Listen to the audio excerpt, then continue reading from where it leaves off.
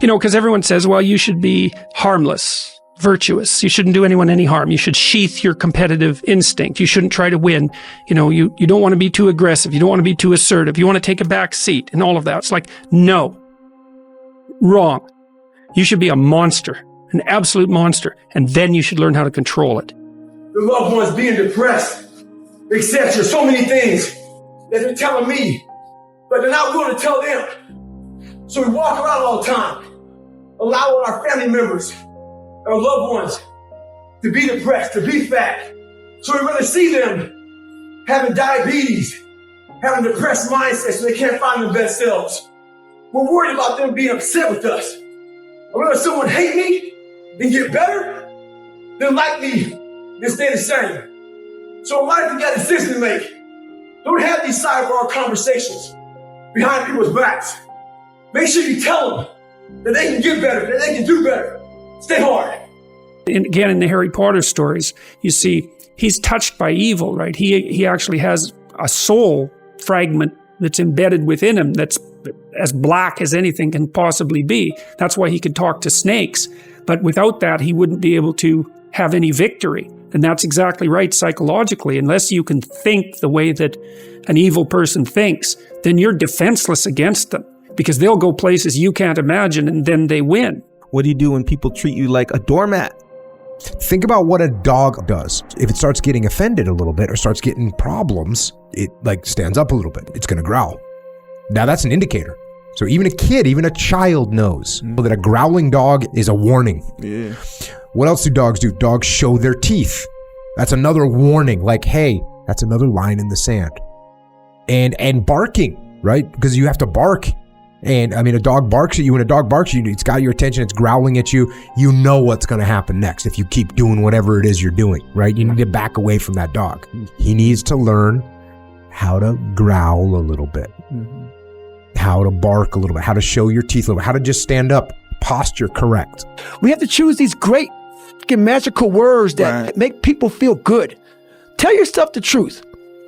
If someone calls you fucking fat, they may be bullying you, but you might be fucking fat. Someone calls you dumb, it's mean, but you might be fucking dumb. It's life, man. Take it for what it's worth and change it. And that terrible feeling when someone does tell you that you're fat, you can use that as fuel. As fuel, period. What would you do if you had a day where nobody would recognize you? I don't think I'd be that different, honestly. I dropped the whole trying to be something for somebody a long time ago, so I don't have any trouble being myself, and I don't have any trouble saying no when I mean no. I don't feel there is a pressing responsibility to please everyone. It gives you a lot of power when you're able to go on a podcast this big and say, hey, tell me, I'll tell you anything you want to know. I no longer care. There's a lot of power in that. To be able to put your life on a billboard for the whole world to see and say, judge it, man. Judge it. Like just me talking about it makes me feel good. And that's another thing about it. When you are willing to talk about how jacked up you are, the strength, that big rock that you carry, it just starts to come off you. It just starts to come off. That's why I do it so often. I'm like, hey man, I'll tell you anything you want to know. I'm tired of being afraid. I'm tired of not telling you shit. I'm tired of lying about how good I'm not. Everybody has these grandiose dreams and these daydreams about success and money and fame and power. And I always say, winning never visits you in your daydreams. It sees you in your nightmares. The things that you come visit you in your nightmares, those things are real. Those are the things that you have to deal with. Those are the monsters underneath the bed. Those are the skeletons in the closet. Those are the things that you've put away. And some of the stuff that you've put away and you don't want to deal with is some of the best part of you. How many times have you heard this? People always say, always show up positive. Always bring your positivity. That means you only bring half of you. That means you're not accepting the other half. You got to bring the light. You got to bring the dark. You got to bring the good. You got to bring the bad. You have to have conversations with those skeletons in your closets. They know you better than you know yourself. In order to stand out, in order to fight, many times you have to become that monster. But most individuals, when they become that monster, they don't know how to control it. And they let the monster control them. And then once you recognize that part of that monster or all of that monster is you, that's when you can actually start fulfilling your dreams and living the life that you're meant to live. My circle's very small. So you don't want people in your corner that are like, oh, let me pat you on the back for what the fuck you do. I don't want people patting me on the fucking back because I fucking woke up in the morning. No. So you don't want that. You want people who are honest with you, who are going to tell you what the fuck is honest. Honest and truthful people. So someone who's honest and truthful, who has lived and is accountable for their own personal life, that's who you want in your corner to say, hey man, you know what? You're pretty fucking dumb for doing this, dude. Like, this is not smart. You know, you're being a turd today. You're not getting after it. That's who you want in your corner. So you don't want a lot of people, hand-pick people to be in their corner who kiss their fucking ass. You don't want that. Well, if you're harmless, you're not virtuous. You're just harmless. You're like a rabbit. A rabbit isn't virtuous. Just can't do anything except get eaten. It's not virtuous. If you're a monster and you don't act monstrously, then you're virtuous. But you also have to be a monster. A lot of you aren't proud of who you are. You don't like the person you created. Do what I did. Start from scratch. Create somebody that you're proud of. Stay hard. In life, it's important for us to stay hungry. That hunger changes your mentality. You go from being domesticated to being a savage. You a student, I need you in lion mode. You a teacher, I need you in lion mode. You an entrepreneur, I need you in lion mode. You trying to lose weight, lion mode. You can't do nothing significant in gazelle mode, nothing. Nothing impressive happens in gazelle mode. A harmless man is not a good man.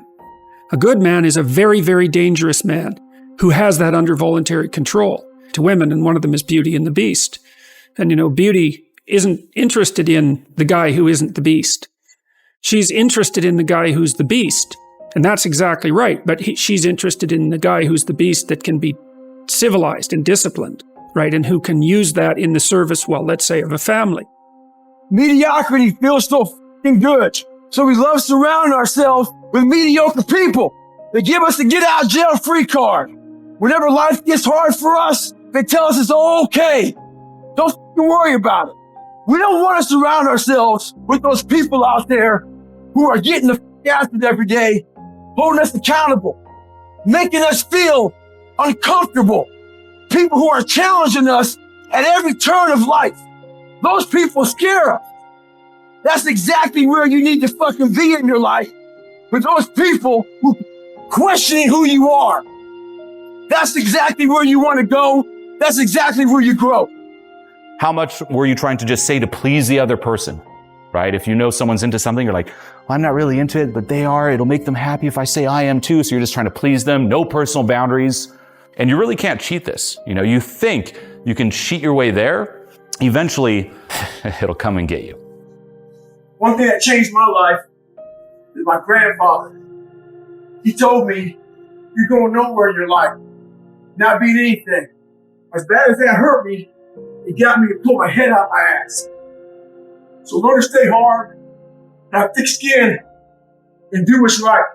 You will never learn from people if we always tap dance around the truth. We tap dance around the truth by finding the right words so I don't hurt you because you have thin skin. No.